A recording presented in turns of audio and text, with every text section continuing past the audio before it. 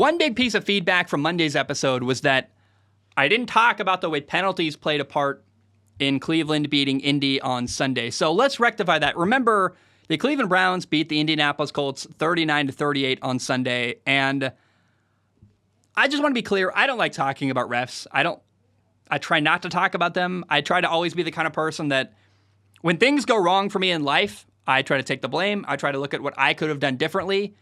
I'm not a finger pointer. I'm not an excuse maker. I hate, again, when things happen to me in life, I try to go, what could I have done differently here? Why did this happen? What did I do that caused this? Rather than focus on shifting the blame to other people, I try to take extreme ownership of what goes on for me.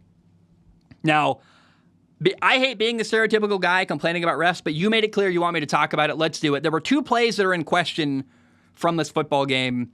Play number one was a 3rd and 4 on the 13-yard line where Browns quarterback P.J. Walker got sacked and fumbled. That gave the Colts the ball with a 38-33 lead in the fourth quarter. However, that play got called back because of illegal contact on Indy. And to me, that felt really tacky and had a massive impact on the game. But then on the very next play, 1st and goal on the 8-yard line, P.J. Walker throws a ball way out of bounds. Like, to me, it's an uncatchable ball. However, Indy's defense got called for defensive pass interference, which to me was wild and a bad call and unfair. Like, when the ball lands out of bounds to a degree that even, like, I'm trying to think of who's a great jump ball receiver. Mike Evans wouldn't have caught that. That's a ball that even prime, like, Calvin Johnson would not have caught. It just was so far out of bounds, it's uncatchable to me. You can't call pass interference on a throw that's out of bounds and uncatchable, but they did, which is unfair, and that sucks. So I hate complaining about referees. But it did feel like, to me, the refs were giving Cleveland as many chances as they could to make a play at the end and win that football game. And, I understand the frustration for Colts fans. It felt like they got screwed over. However, it's not a new thing. Refs kind of interjecting themselves and what I would call ruining the end of a football game. And I feel like, honestly, I'm getting really used to refs becoming part of the end of football games. It just is what it is. It is really bad because there's a rise of sports gambling happening right now. And so I think these bad calls are legitimately hurting the integrity of the NFL, where people are going, why are you calling pass interference on a ball that lands out of bounds? Like, literally so far out of bounds, it's uncatchable. That seems like BS to me. And me, Zach Schaumler, I believe that's nonsense. That's unfair. That sucks.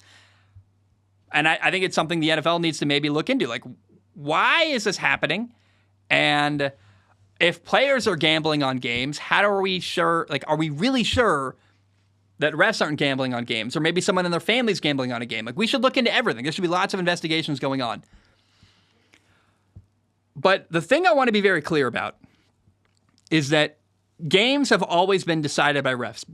During the gambling days, after the gambling days, I remember the Fail Mary where, look up Fail Mary between Green Bay and Seattle, right? There have always been plays, BS calls to ruin football games. There was the catch by Calvin Johnson Jr. where he caught it and used the ball to land, and that was ruled an incomplete pass. There was a Des Bryant touchdown that got called off the board.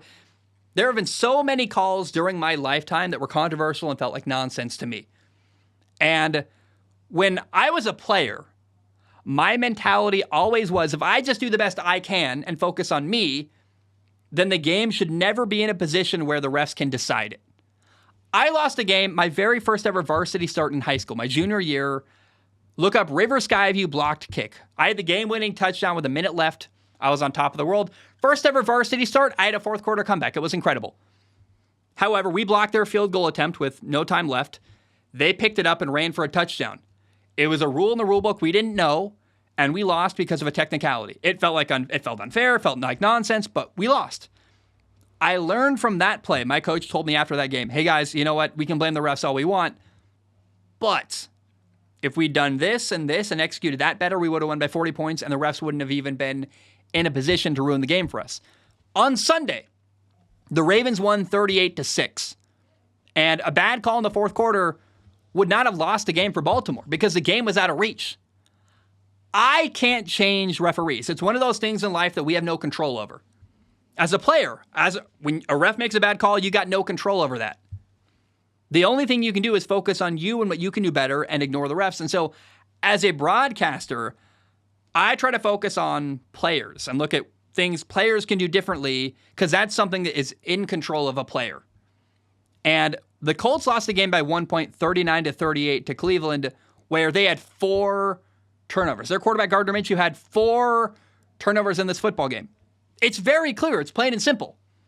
If the Colts didn't have 4 turnovers on Sunday, they would have beat the Cleveland Browns. It's literally that simple.